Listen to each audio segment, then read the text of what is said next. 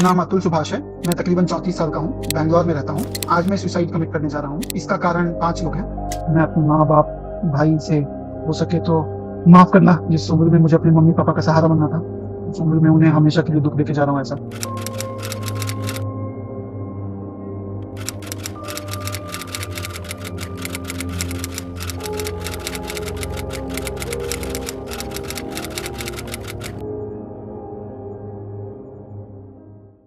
एक video clip, एक व्यथा और एक सवाल जिसने पूरे देश को हिला कर रख दिया।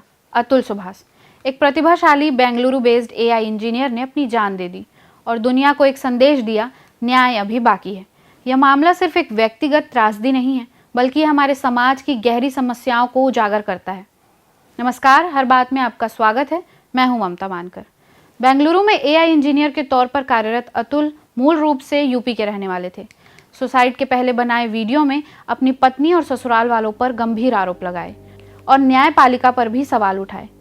जस्टिस इज ड्यू एक्स पर यह लिखते हुए वीडियो जारी किया और 34 साल के अतुल ने 9 दिसंबर को आत्महत्या कर ली। इससे पहले अतुल ने टैग करते हुए एक्स के मालिक इलॉन मस्क और अमेरिका के प्रेसिडेंट डोनाल्ड ट्रंप को भी टैग किया। करीब 1.5 घंटे का वीडियो और 24 पेज का खत लिखकर कहा कि कोई और चारा नहीं बचा है। पुरुष मानसिक स्वास्थ्य सभी के लिए एक जैसा होता है, खासकर अगर हम रिश्तों पे बात करते हैं तो रिश्तों में सभी के लिए वो इम्पोर्टेंट होता है। जैसे ये जो सुसाइड केस हुआ, ये मैरिज को लेकर है, जहाँ पे लड़की कुछ इस तरह से डिमांड कर रही है या मेंटली उसको परेशान कर रही है, जैसा कि उसने अपने सुसाइड नोट में लिखा। और मानसिक टॉर्चर इसको हम बोलेंगे, वो होता है, चाहे वो पुरुष करे महिला पे या महिला पुरुष पे करे। जिसके लिए वो कर रहा है इतनी मेहनत, वो ही उसको सपोर्ट नहीं कर रहा, तो वो तनाव में आता है कि मैं किसके लिए जीऊं, इससे बेहतर है मैं अपने जीवन का खात्मा कर लूं। हम सबकी लिमिटेशंस होती हैं। सपोज मेरे पास 10 रुपए हैं और मैं चाहूं कि मैं 100 रुपए खर्चूं, तो मेरे पास तो 90 रुपए नहीं है ना, तो वो 90 रुपए के लिए मैं तनाव में आ जाऊंगी और मैं कुछ गलत कदम उठाऊंगी और धीरे धीरे मैं डिप्रेशन में आने लग जाऊंगी। इस पूरे मामले में जस्टिस फॉर अतुल ट्रेंड के बीच कई सवाल खड़े हो रहे हैं। पहला ये कि न्याय का गलत इस्तेमाल और बाकी यह कि समाज का फेलियर, मानसिक स्वास्थ्य को ना समझ पाना।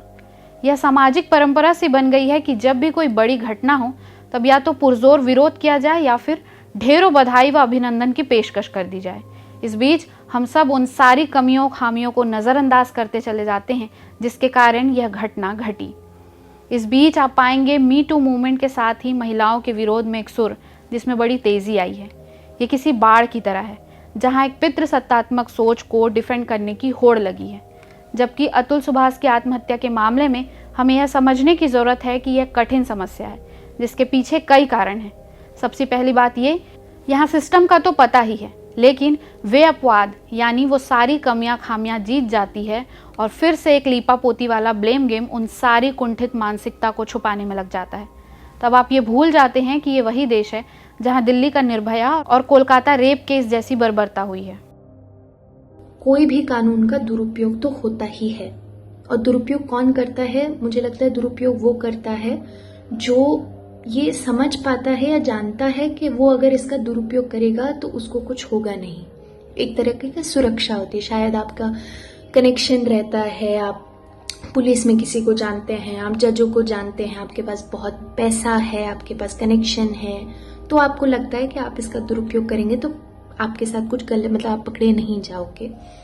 और मुझे लगता है ये कोई भी करता है, इस पे हम कोई लिंक नहीं जोड़ सकते हैं। मर्द करते हैं, औरतें करती हैं, बच्चे करते हैं, बड़े करते हैं। मुझे लगता है कि हमारे ढांचे की दिक्कत है और बहुत ही दुखद बात है कि ये जो कानून है ये वास्तविक में बुरे कानून है नहीं, और मुझे नहीं लगता और ये होना नहीं चाहिए कि जो वास्तविक में ये सच्चाई है कि महिलाओं के खिलाफ हिंसा बहुत होती है हमारे देश में, पूरे विश्व में होती है, हमारे देश में भी होती है।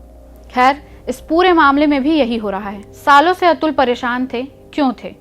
यह लड़ाई स्त्री पुरुष की नहीं है, बल्कि कानूनी प्रणाली की कमियां, लापरवाही, समाज में पितृसत्तात्मक मानसिकता का हावी रहना जो पुरुषों को ही श्रेष्ठ मानती है और महिलाओं को कमजोर मानती है, एक गलत मानसिकता को जन्म देती है। साथ ही पुरुषों के प्रति गलत धारणाएं बनाती है कि वे कमजोर या परेशान नहीं हो सकते, रो नहीं सकते। एक तरफ हम महिलाओं के खिलाफ हो रही हिंसा के लिए लड़ रहे हैं, तो दूसरी तरफ पुरुषों के भावनात्मक स्वास्थ्य और उनके खिलाफ होने वाली हिंसा की अनदेखी की जा रही है। अतुल प्रभास मामले में कानूनी प्रणाली की खामियां इस मामले में बड़ी भूमिका निभाती है। इस घटना ने हमें यह सवाल करने पर मजबूर किया कि क्या हमारा समाज सभी के लिए समान न्याय सुनिश्चित कर रहा है? क्या हमने पुरुषों और महिलाओं दोनों के लिए एक सुरक्षित समावेशी वातावरण बनाने के लिए पर्याप्त काम किया है? और ये हमको देखना चाहिए, ये ढांचे की तरफ देखना चाहिए कि क्यों है कि जिन व्यक्तियों के लिए ये कानून बना जाता है उन व्यक्तियों तक ये कानून पहुंच नहीं पाते हैं।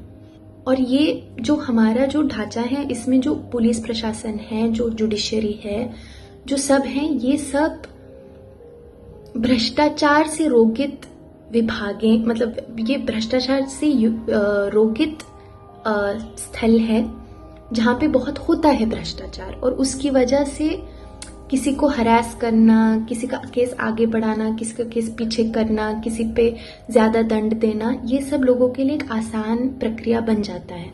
एक चीज पे हमको थोड़ा गुस्सा है कि ये हुआ है और ये गलत हुआ है, इसका पूरा गुस्सा हम ढांचे पे निकालें और हम देखें कि ये क्यों हुआ है। इस पे ना जाएं कि देखो महिलाएं ऐसी हैं या मर्द ऐसे हैं, या ये देखो ये हो रहा है वो हो रहा है। मुझे लगता है ढांचे की गलती है और हमें ढांचे को सही करने की प्रक्रिया को देखना चाहिए और ढांचे को सही करने की कोशिश करनी चाहिए और उस पे हमको हमारा ध्यान डालना चाहिए। अतुल सुभाष का आत्महत्या करना बेहद दुखद है, लेकिन इस केस का सहारा लेकर मर्दों का मी टू ट्रेंड करवाकर ये दिखाना कि बाकी मर्द कितने प्रताड़ित हैं, यह भयावह है।